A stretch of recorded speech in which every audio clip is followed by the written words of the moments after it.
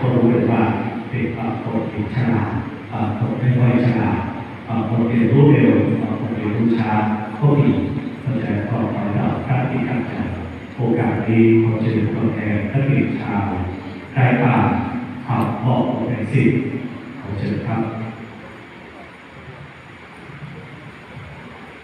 คณะอาจารย์นักบุญที่เคารพข้าพเจ้าทั้งหลายมีความตระหนักว่าชีวิตนี้พัฒนาได้ข้าพเจ้าทั้งหลายจึงพยายามเป็นอย่างยิ่ง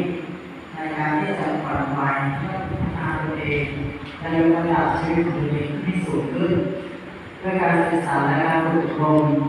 เหมือนดอกบัวที่เกิดในโคนลมแต่พยายามถีบตัวเองขึ้นมาสภาพอยู่อย่างน้ำคณะอาจารย์ทุกคนที่เคารพการพัฒนาตนเองยกระดับชีวิตตัวเองนั้นเป็นภาระที่ยากลำพังจิตวิญญาณของพวกเราสร้างเองย่อมยากเหลือเกินที่จะพัฒนาให้ประสบความสำเร็จได้จึงต้องอาศัยความเมตตากรุณาจากคณะอาจารย์และครูอาจารย์เพื่อช่วยในการทำสอนส่วนหนึ่งและนับถือเป็นความสำคัญอยู่ไม่น้อยครูอาจารย์ที่เคารพข้าพเจ้าทั้งหลายเข้าใจถึงความรักความห่วงใยและความปรารถนาดีของครูอาจารย์เสมอและทราบว่า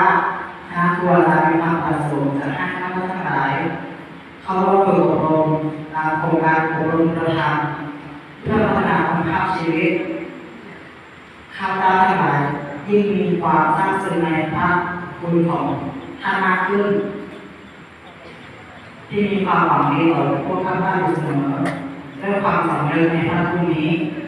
ข้าพเจ้าทั้งหลายจึงขอน้อมกายวาจาและใจมอบให้แด่พระอาจารย์และครูอาจารย์เพื่อขอเป็นสิทธิ์ที่ดีของท่านทั้งหลายอาจจะนำมาซึ่งความสุขความเจริญของข้าพเจ้าทั้งหลายสืบไปขอให้นักศึกษา